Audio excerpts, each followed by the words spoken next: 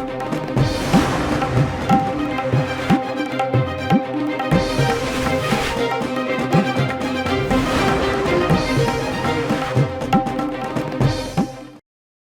अस्सलाम वालेकुम। सियासत टीवी के खुसूसी प्रोग्राम खबर ख्याल में आपका खैर मकदम है। मैं मोहम्मद रियाज अहमद और मेरे साथी मोहम्मद सिद्दीक अस्सलाम वालेकुम। हमेशा की तरह आपके सामने अहम खबरें लिए हाजिर हुए हैं। नाज़रीन, जैसा कि आप जानते हैं कि हम जो खबरें आपके सामने पेश करते हैं वो कल के अखबार की सुर्खियाँ बनती हैं।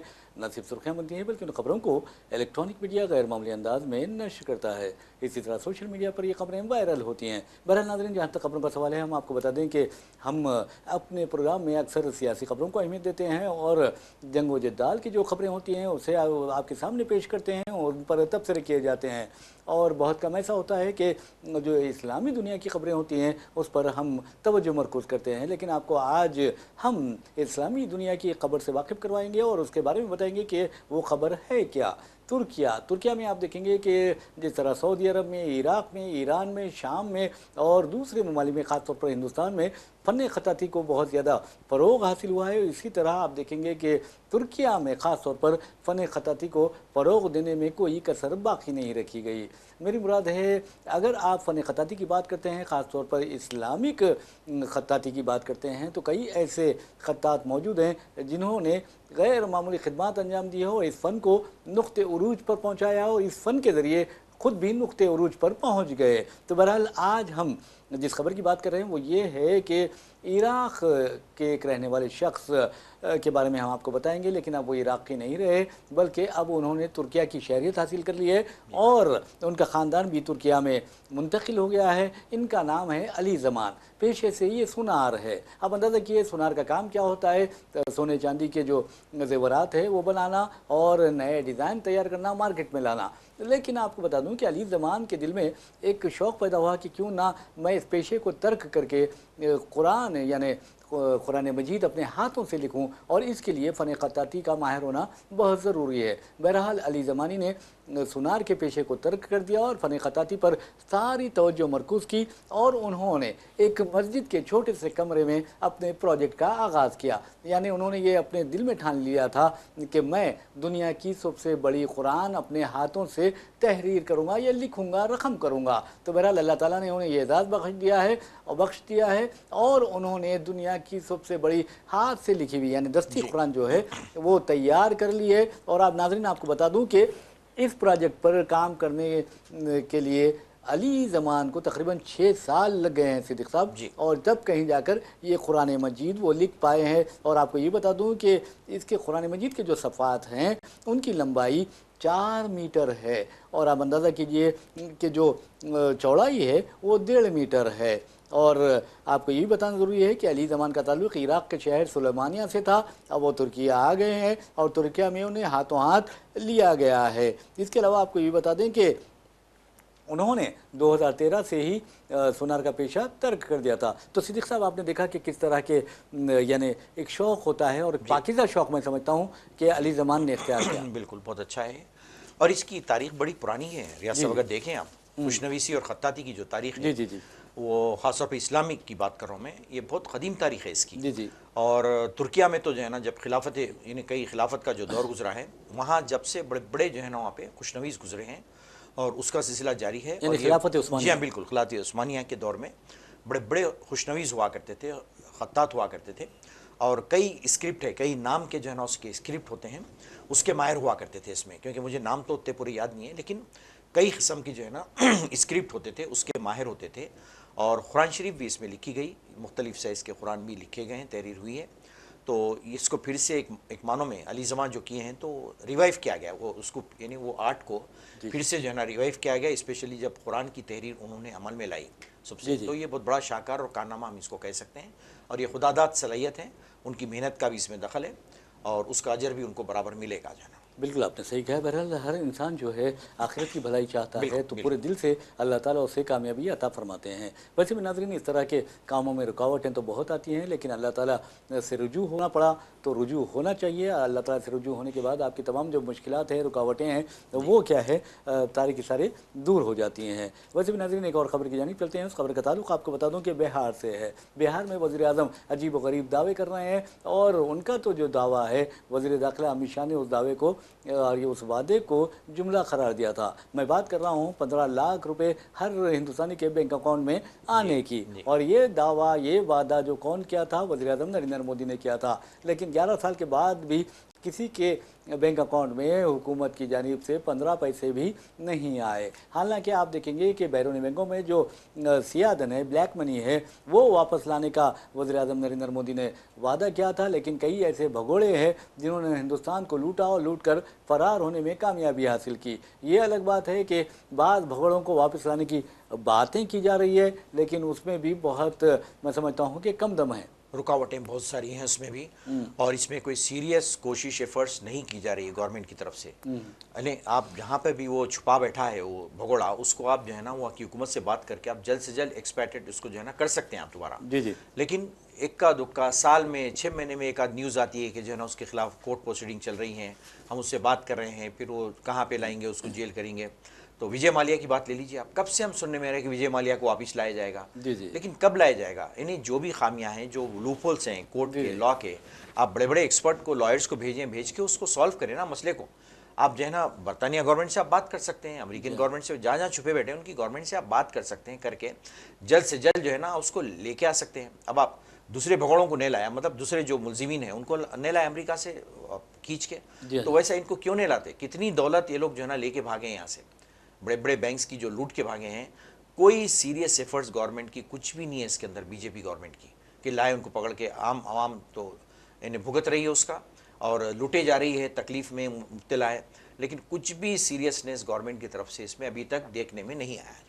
और बहरहाल नाज़रीन, आप देखेंगे कि वज़ीर-ए-आज़म नरेंद्र मोदी ने बिहार में क्या क्या बड़ी बड़ी बातें की हैं। उन्होंने ये भी कहा है कि एनडीए बड़ी आसानी से और शानदार कामयाबी हासिल करेगी। लेकिन जो सर्वे मुकामी तौर पर किए जा रहे हैं उसमें वाज़ेह तौर पर कहा गया है कि जो महागठबंधन है, यानी कांग्रेस और आरजेडी का जो इत्तेहाद है, उससे कामयाबी मिलने वाली है। और ये बीजेपी के जो गोदी मीडिया है वो जानबूझकर इस तरह के सर्वे जारी कर रहा है जिसमें बीजेपी के ज़ेर क़यादत एनडीए को सबकत दिखाई जा रही है। और हालांकि ग्राउंड रियलिटी बिल्कुल अलग है। ये अलग बात है कि अगर जैसा कि अपोजिशन ने इल्ज़ाम आयद किया है कि वोट चोरी का जो इल्ज़ाम आयद किया हुकूमत पर और ख़ुद इलेक्शन कमीशन पर, अगर इलेक्शन कमीशन और मरकज़ी हुकूमत के दरमियान साजबाज होता है मुबैना तौर पर, तो फिर समझिए कि एक महागठबंधन को नाकामी और जो एनडीए है उसको कामयाबी मिल सकती है। लेकिन जो ग्राउंड रियलिटी है वहाँ यही कहा जा रहा है कि लोग नीतीश कुमार से उकता गए हैं, बीजेपी से उकता गए हैं, क्योंकि बीजेपी ने जो बेरोज़गारी नौजवानों में पाई जाती है, महंगाई जो पाई जाती है, और यहाँ तक कि आप देखेंगे कि अमन व अमान की जो सूरत हाल है, ख़वातीन महफूज नहीं हैं,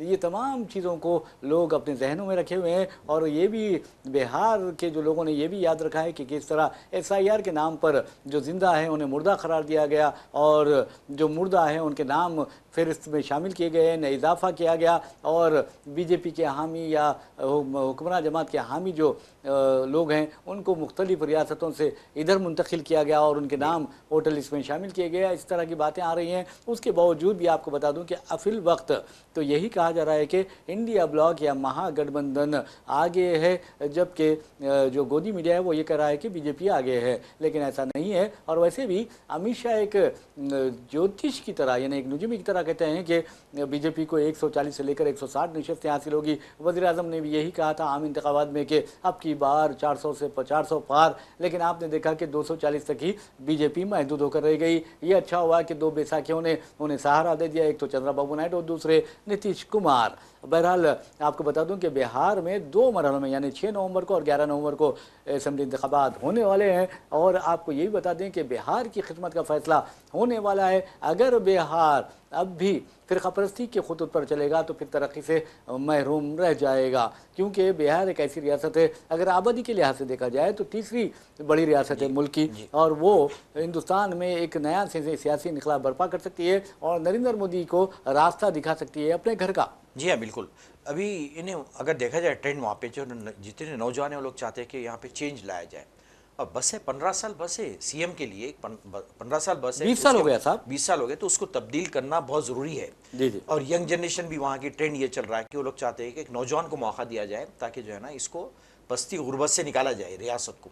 बहुत भयानक हालात वहाँ पे पैदा हो चुके हैं, बेचारे अदर स्टेट्स का रुख कर रहे हैं जॉब्स के लिए, कुछ भी नहीं है बिहार में जाना।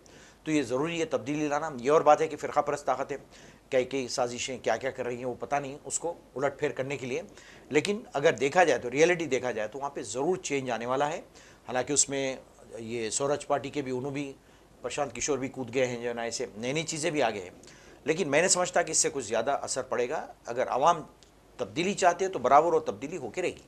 بہرحال ناظرین ایک اور خبر کی جانب چلتے ہیں. اس خبر کا تعلق حادثات سے ہے اور سڑک حادثات کا یہ حال ہو گیا ہے کہ دونوں تلگو ریاستوں میں خطرناک سڑک حادثات کے واقعات پیش آئے ہیں. آپ اچھی طرح جانتے ہیں کہ آج جو ہے کریم نگر کے ایک علاقہ ایک راہداری پر جو ٹرک اور RTC بس کے درمیان تصادم ہوا, یعنی Telangana state road transport corporation کی بس اور ٹرک کے درمیان تصادم ہوا, جس کے نتیجے میں بتایا جاتا ہے کہ کم از کم 13 افراد شدید زخمی ہو گئے. حکومت حرکت میں آ گئی, یہاں تک کہ آپ دیکھیں گے کہ ہمارے جو اعلیٰ عہدیدار ہیں وہ بھی حرکت میں آ گئے اور ریسکیو جو ٹیمیں تھیں انہیں فوری کریم نگر روانہ کیا گیا.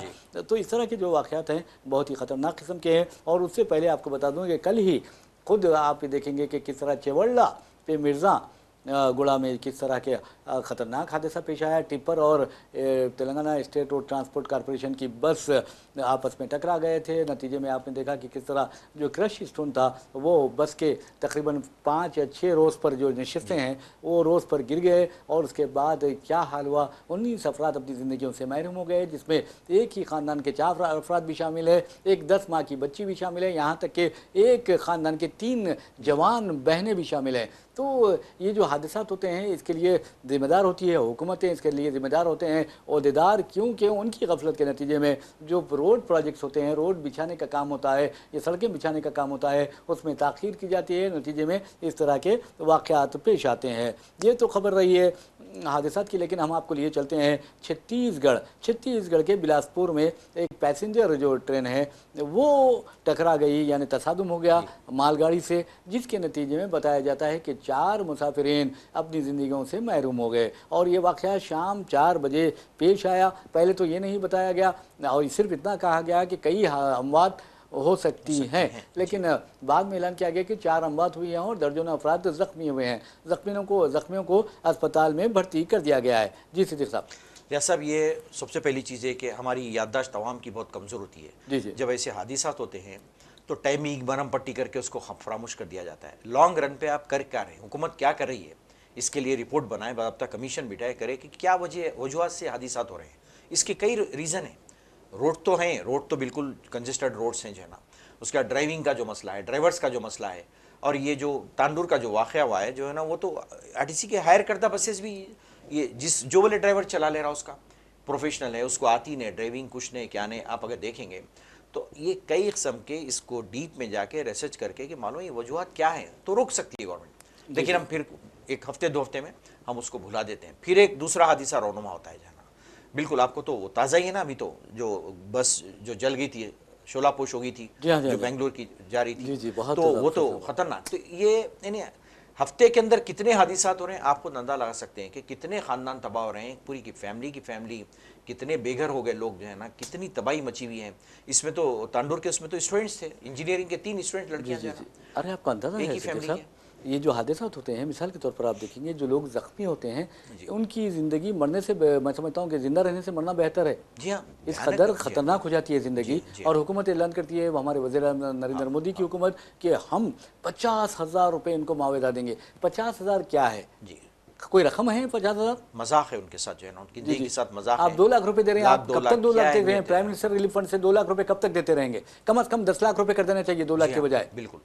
اور وہ تو ایک فارمیلٹی ہے خالی, میرے خیال سے ان کو پتہ چلتا کہ نہیں کہ وہ بھی نہیں معلوم, وہ ایک بنا ہوا ایک سسٹم ہے, بس اعلان کر دو, 1-2 لاکھ دے دو, پھینک دو جھولی میں. اور افسوس ہو جاتا ہے ان کو, بھی افسوس کا 1-2 سینٹنس لکھ دیتے ہیں, ختم ہو جاتا ہے. وہ بھی میں سمجھتا ہوں کہ تیار رہتا سینٹنس, تیار ریڈی رہتا, بدل جاتا, ہاں خانہ پوری باقی رہتی, اس میں پلیس کا نام ڈالنے کا رہتا, فارمیٹ رہتا بنا ہوا, ان کے سیکریٹری وغیرہ کر لیتے. لیکن سب مذاق بن کے رہ گیا. پورا سسٹم ہمارے پاس ایک مذاق ہے جو ہے نا, خاص طور پہ جو غریب لوگ ہیں بیچارے ٹریول کرنے والے مسافرین کے ساتھ, ایک جو ہے نا بھونڈا مذاق ہے اور کچھ بھی نہیں ہے. ارے بھائی دیکھیے, جوان بچے ہیں, اپنے انجینئرنگ کے اسٹوڈنٹس ہیں, ان کے کچھ ارمان, ان کے خواہشات ہوتے ہیں, ان کے خواب ہوتے ہیں, اور یہ خواب ملیا میٹ ہو گیا. بالکل. اب بتائیے کتنی محنت لگتی ہے وہاں تک جانے کے لیے. ایک فیملی کے 3 لڑکیاں جو ہے نا, تینوں کی تینوں انجینئرنگ کے تعلق, وہ ختم ہو جاتی ہیں. تو بتائیے فیملی کا کیا حال ہوگا وہاں پہ, گھر میں کیا حال ہوگا, کہ احساس گورنمنٹ کو کیا دیتی ہے, وہ کتنے دیں گی, 50,000, لاکھ, 2 لاکھ. کیا اس سے وہ کمپنسیشن ہو سکتا ہو؟ اور آپ دیکھیے کہ کوئی بچی ہو چاہے کسی مذہب سے تعلق ہو، بیٹی بیٹی ہوتی ہے. آپ دیکھیے کہ کتنا تکلیف ہو رہی ہے لوگوں کو، کتنی تکلیف کہ وہ اس بارے میں سن کر کے ایک ہی خاندان کی 3 لڑکیاں، وہ بھی انجینئرنگ کی لڑکیاں ہیں، وہ جا رہی تھی ریل کے ذریعے، لیکن ٹرین کے ذریعے، لیکن وہاں وہ ٹکٹ نہیں ملا، جس کے نتیجے میں وہ بس کے ذریعے انہوں نے سفر کیا، اور حال دیکھیے کیا ہو گیا. تو کہنے کا مطلب یہ ہے کہ جو ہمارے ملک میں فرقہ پرست درندے ہیں، آپ دیکھیے خود بی جے پی کا ایک لیڈر ہے اتر پردیش کا، وہ ہندو نوجوانوں سے کہہ رہا ہے کہ 10 مسلمان لڑکیوں کو لاؤ، میں تمہیں یعنی شادی کراؤں گا، 2 کے بدلے 10 کو لاؤ. ارے میرے بھائی تو بیٹیوں کی عزت کر، میرے بھائی یہ کیوں اس طرح کی حرکتیں کر رہا ہے؟ اگر اس کی بیٹی کے ساتھ اس طرح کی بات کی جائے تو کیا کوئی وہ برداشت کرے گا؟ اگر غیرت مند ہے تو برداشت کر سکتا ہے وہ. جی بالکل. ریاض صاحب یہ ترقی وغیرہ سب چھوڑ کے جو ہے نا اسی میں پڑے ہوئے ہیں، گندی سیاست میں، گندگی میں پڑے ہوئے ہیں لوگ. تو بتائیے جو ہے نا کہاں ترقی ہوگی ملک کی؟ جو ہے نا کیا انفراسٹرکچر کیا ترقی کرے گا؟ کیا ہے؟ صرف آپ کا زہر بھرا ہوا ہے ذہنوں میں فرقہ پرستی کا. تو پھر کیا ہے بتائیے؟ نہ جابس ہیں، کوئی چیز نہیں ہے، اوپر سے یہ حرکتیں جو ہے نا گندی حرکتیں. تو بتائیے کیا ترقی کریں گے؟ کون کریں گے؟ انفراسٹرکچر کب ڈیولپ ہوگا؟ کیا ہے؟ اسی میں پڑے ہوئے ہیں لوگ، گندگی میں جو ہے نا. بتائیے. برہنہ ناظرین ایک اور خبر کی جانب لیے چلتے ہیں. اس خبر کا تعلق بھی حیدرآباد سے ہے. حیدرآباد میں آپ کو بتا دوں کہ علاقہ ہے مشیرآباد. مشیرآباد میں Telangana excise special task force یعنی STF نے ایک پوسٹ گریجویٹ ڈاکٹر جان پال کی قیام پر دعویٰ کیا اور اس کے قبضے سے 6 اقسام کی منشیات ضبط کر لیے ہیں. تو اب اندازہ کیجئے کہ یہ کہا ضرور جاتا ہے کہ اگر کسی ملک کو، کسی قوم کو تباہ و برباد کرنا ہے تو اس کے نوجوان کو تباہ و برباد کر دو اور ان کے ہاتھوں میں منشیات دے دو، انہیں منشیات کا عادی بنا دو اور وہ منشیات کی لعنت میں انہیں مبتلا کر دو. تو بہرحال اب ایسا لگتا ہے کہ حیدرآباد میں جان بوجھ کر نوجوانوں کو منشیات کی لت میں مبتلا کیا جا رہا ہے، اس کی عادت کا شکار بنایا جا رہا ہے. اور آپ دیکھیں گے کہ جو اقوام کے جو نوجوان ہیں وہ اگر اس طرح منشیات کی لت میں مبتلا ہو جائیں تو پھر وہ ترقی نہیں کر سکتے اور نہ ہی معاشرہ ترقی کر سکتا ہے. بالکل. اٹس ویری انفارچونیٹ ریاض صاحب، حیدرآباد جو ہے نا ایک مرکز گڑھ بن گیا ہے ڈرگس کا جو ہے نا. اتنے پکڑے جا رہے ہیں، اتنے پکڑے جا رہے ہیں. تو بتائیے کہاں سے آ رہا ہے، کون ہے اس کے پیچھے؟ اور خاص طور پہ آپ تعجب کریں گے کہ ویل کوالیفائڈ لوگ، انجینئرز، بچے اس میں انوالو ہیں. جی جی. تو ایک تو بے روزگاری، اور یہ اوپر سے جو ڈاکٹر ہے ہے نا یہ تو ڈاکٹرس ہیں، یہ تو جو ہے نا بتائیے ڈاکٹر کی آڑ میں جو ہے نا انہیں ڈرگس بیچ رہا ہے جانا. تو اس میں جو ہے نا رات جو ہے نا منافع ایک دم زیادہ آ جاتا ہے. کئی کو اتنی محنت، لیکن یہ نہیں دیکھ رہا کہ ایک نوجوانوں کو زندگیاں تو تباہ کر رہا ہے، ختم کر رہا ہے. اگر نوجوان اگر ختم ہو جائیں، لت میں پڑ جائیں اس میں، تو پھر اب باقی کیا رہا یہ بتائیے. کسی قوم کا اثاثہ ہوتے ہیں وہ تو نوجوان ینگسٹرز جو ہے نا پورے. جی جی. بہرحال ناظرین ایک اور خبر کی جانب ہم چلتے ہیں. اس خبر کا تعلق سوڈان سے ہے. سوڈان کے الفاشر جو شہر ہے وہاں پر کیا ہو رہا ہے آپ دیکھیں گے. قتل عام کیا جا رہا ہے اور وہاں پر ریپڈ سپورٹ فورس اور سوڈانی جو آرمی ہے اس کے درمیان زبردست لڑائی ہوئی، لیکن اب وہ قبضے میں آ گیا ہے ریپڈ سپورٹ فورسز کے اور وہاں پر قتل عام کیا گیا. 400 سے زائد بچوں کو بھی یعنی موت کی نیند سلا دیا گیا، یہ بھی خبریں آ رہی ہے. اور آپ کو بتا دوں کہ وہاں پر ایک ہندوستانی یعنی مدھیہ پردیش اڈیشہ کے رہنے والا ایک شخص کو اغوا کیا گیا اور جو 2012 سے وہاں پر ایک پلاسٹک فیکٹری میں کام کر رہا تھا یہ کہا جاتا ہے. اور لیکن میں یہ واقعہ سنانے کا مطلب یہ ہے کہ سوڈان جیسے تباہ شدہ اور شورش زدہ ملک میں، گڑبڑ زدہ ملک میں شاہ رخ خان یعنی بالی ووڈ کے کنگ خان کے کافی چرچے ہیں، انہیں بہت زیادہ پسند کیا جاتا ہے. ایسے میں آپ کو بتا دوں کہ جو ویڈیو منظر عام پر آیا اس میں جو یعنی RSF کے جو یعنی کرائے کے سپاہی ہیں وہ اس آدمی کو جو ہمارے ہندوستانی ہیں آدرش بہیرا اس کو پکڑے ہوئے ہیں اور اس سے کہتے ہیں، انگریزی میں ایک سوال کرتا ہے ایک سپاہی کہ کیا آپ یا کیا تم شاہ رخ خان کو جانتے ہو، شاہ رخ خان کو پہچانتے ہو؟ تو آپ اندازہ کیجئے کہ شاہ رخ خان کی کس قدر زیادہ اہمیت ہے عالمی سطح پر. میں سمجھتا ہوں کہ ہمارے وزیر اعظم نریندر مودی کو بھی اتنی مقبولیت حاصل نہیں ہوگی جس طرح شاہ رخ خان کو حاصل ہے. جی بہت زیادہ، اور کافی شہرت حاصل ہے ان کو. اور جہاں تک کہ سوڈان کا معاملہ ہے، وہاں پہ جو ہے نا کافی عرصے سے لا لیسنس وہاں پہ جاری ہے. وہاں پہ یعنی کوئی اسٹیبل گورنمنٹ نہیں ہے، قتل و غارت گری کا سلسلہ جاری ہے. اور میں نے سمجھتا کہ کوئی یعنی عقل مندی ہے وہاں پہ، کوئی اگر جائیں جا کے کام کریں تو اوائڈ کرنا چاہیے ہم کو جانا. جی جی جی. ویسے بھی ناظرین عالمی سطح پر جو بااثر مسلم شخصیتیں ہیں یعنی 500 بااثر مسلم شخصیتوں کی ایک فہرست اردن سے جاری کی جاتی ہے. یعنی جارڈن میں ایک Royal Islamic strategic studies centre ہے، وہ یہ فہرست تیار کرتا ہے اور ہر سال جاری کرتا ہے، اور اس میں آپ کو یہ بتا دوں کہ پرسن آف دا ایئر یا man and woman of the year بھی قرار دیا جاتا ہے، لیکن اس مرتبہ man and woman of the year جسے قرار دیا گیا ہے وہ کوئی شخصیت نہیں ہے بلکہ غزہ میں اپنی جانوں کا نذرانہ پیش کرنے والے فلسطینی ہے۔ تو بہرحال کم از کم کسی عرب ملک نے ان کی خدمات کو تسلیم تو کیا ہے۔ تو بہرحال آپ کو یہ بھی بتا دیں کہ Royal Islamic strategic studies centre کی جانب سے جو فہرست جاری کی گئی ہے بااثر مسلم شخصیتوں کی، اس میں نمبر 1 پوزیشن پر ہے امیر قطر صاحب سمو شیخ تمیم بن حمد الثانی، نمبر 1 پوزیشن پر ہے، اور سیکنڈ پوزیشن پر ہے پاکستان کے مفتی تقی عثمانی۔ تو آپ اندازہ کر سکتے ہیں کہ، اور تیسرے نمبر پر جو ہیں وہ ہے یمنی اسکالر شیخ الحبیب عمر بن حافظ، تیسرے نمبر پر ہیں، اور ایران کے رہبر اعلیٰ آیت اللہ علی خامنائی جو ہیں وہ چوتھے نمبر پر، اور اردن کے بادشاہ شاہ عبداللہ 5ویں نمبر پر ہیں۔ جی ہاں بالکل، اور یہ انہیں بہت اچھی بات ہے کیونکہ جیسا آپ جانتے ہیں قطر کا بہت امپورٹنٹ رول رہا ہے ثالثی میں۔ آپ دیکھیں گے جب سے یہ تنازعہ شروع ہوا فلسطین کے یہ غزہ کا، تو اس میں قطر کا بہت امپورٹنٹ رول رہا ہے جو ہے نا، تو برابر ان کو ڈیزرونگ ہے، ان کو برابر کہہ سکتے ہیں کہ انہیں اتنے عرب کنٹریز ہیں لیکن انہوں نے رسک لے کے آگے بڑھ کے بہت ہی انہیں ایگریسو طریقے سے جو ہے نا پیس پلان کا جو ہے نا انہوں مسلسل انوالو ہیں اس میں جو ہے نا انہیں کام کر رہے ہیں۔ یہ بڑی فخر کی بات ہے، اور ان کے آپ دیکھ سکتے ہیں سروسز ان کے، حالانکہ وہاں پر بھی ان کے اوپر بھی اٹیک ہوا، ان کے ملک پہ بھی اٹیک ہوا باضابطہ، قطر پہ بھی حملہ کیا گیا اسرائیل کی جانب سے، لیکن اس کے باوجود جو ہے نا پیس ایفرٹس برابر جاری ہیں ان کی طرف سے۔ اور اب دیکھیں گے صدیق صاحب جو سر فہرست 25 بااثر مسلم شخصیتیں ہیں ان میں ڈاکٹر ذاکر نائک ہے، اور جمیعت العلماء کے گروپ کے جو سربراہ ہیں محمود مدنی وہ بھی ہیں، ارشد مدنی بھی ہیں، اور اجمل ہیں، یعنی اجمل پرفیوم کے جو مالک ہیں جی وہ بھی ہیں۔ تو بہرحال ناظرین اسی کے ساتھ ہم اپنا پروگرام خبر و خیال اختتام کو پہنچاتے ہیں۔ اپنے میزبان محمد ریاض احمد اور میرے ساتھی محمد صدیق کو اجازت دیجیے، انشاءاللہ پھر ملاقات ہوگی، پھر بات ہوگی، تب تک کے لیے اللہ حافظ۔ اللہ حافظ۔